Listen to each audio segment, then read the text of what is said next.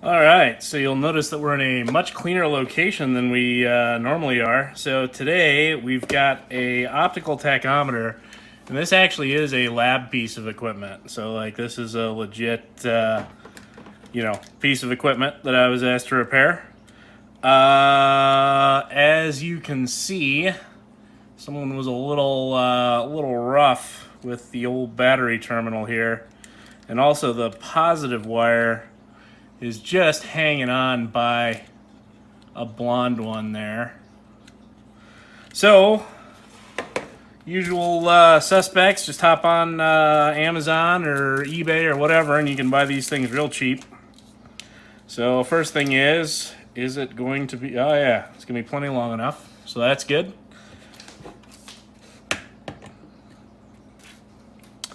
So, the case actually feels relatively cheap.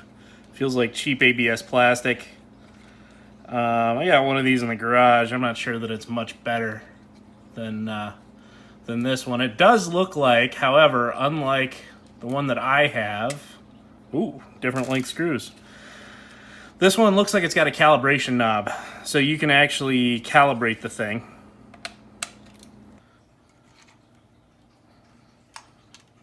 Aha! A clue. Oh, there you go.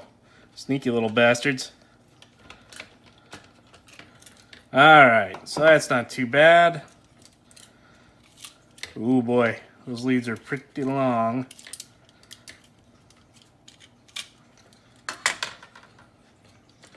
Alright, so my plan is to, ribbon cables. Great. Alright, little piece of glass there. Whew.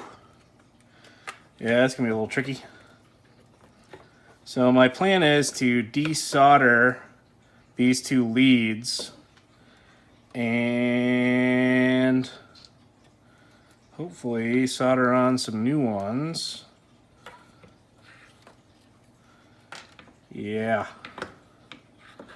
Well, we are gonna have to get creative. The other option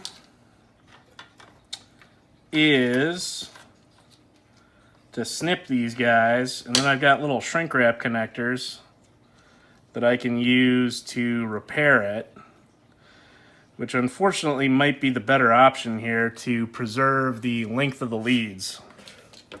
So rather than screw with the board, I think that's what I'm gonna do. All right, so I think we're gonna do this the cheater way.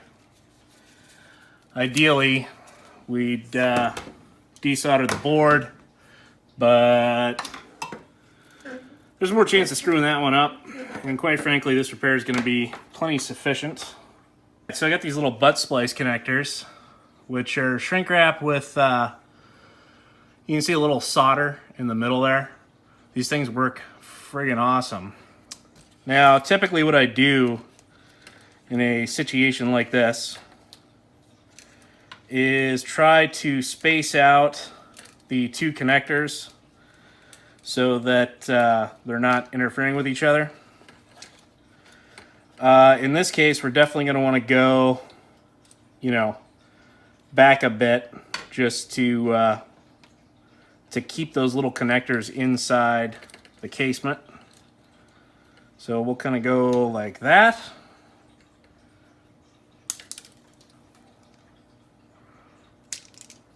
Give ourselves just a little more wire to play with there. All right.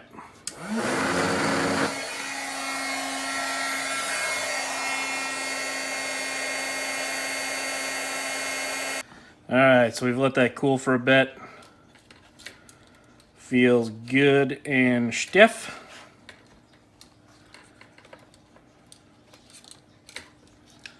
So again, try to space out these connections just a little bit.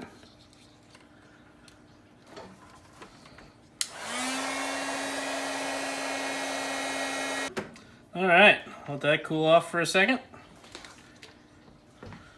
And we should be good as new.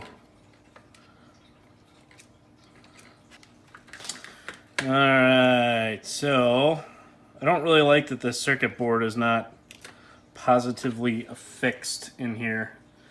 Another thing it would be really nice to see is a little bit of strain relief on the little 9-volt battery attachment here. Well, destroyed the serial number tag. Oh well. I gave him my standard guarantee, which is a guarantee I give on all my repairs, which is anywhere from slightly better to slightly worse than I was given the item, and it is warranted until it breaks again. So hey, they're getting the repair that they paid for, which was nothing. All right, now, does it work? No puff of smoke. It's booting up.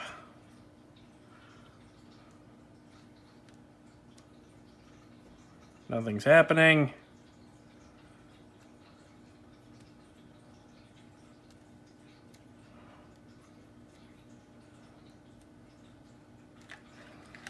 Possibly a dead battery.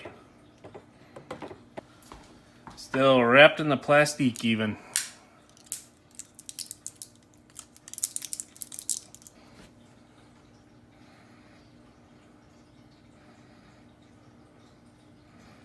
Well, I'm going to say that display is supposed to not be all grainy like that.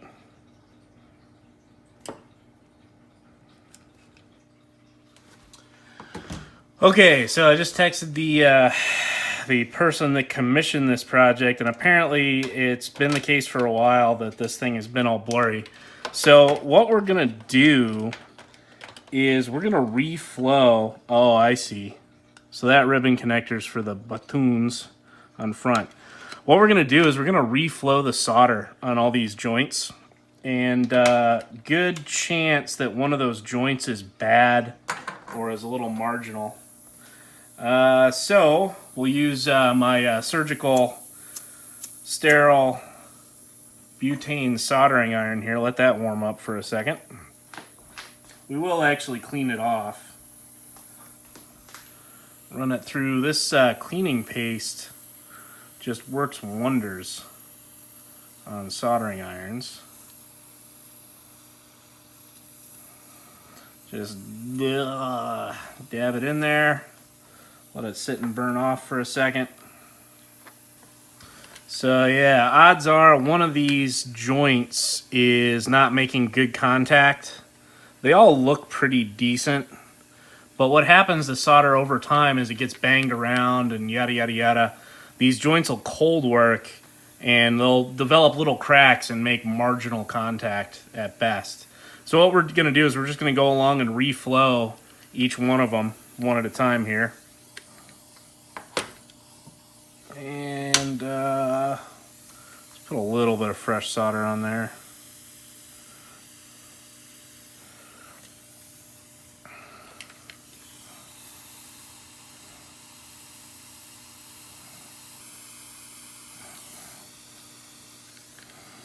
Alright, the other thing that I see, I don't know if it'll come through on camera or not, but there is just a little tiny dab of solder that might be shorting out between two of the terminals. Let me go get a little hobby knife. Well, first let's do these other ones. Oh boy, these are gonna be tricky. Yeah, this one I'm gonna have to set down.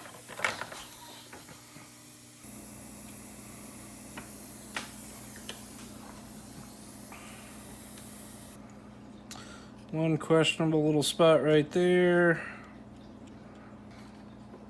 Let's see if that did anything for us. Not really.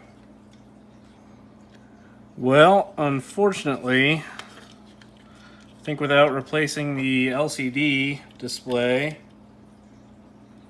that might be as good as it's going to get. Well, unfortunately, I think that's about as good as it's gonna get. It's legible, but man, that would drive me nuts. Especially for something I'd be using in a lab. Huh. Well, thanks for watching.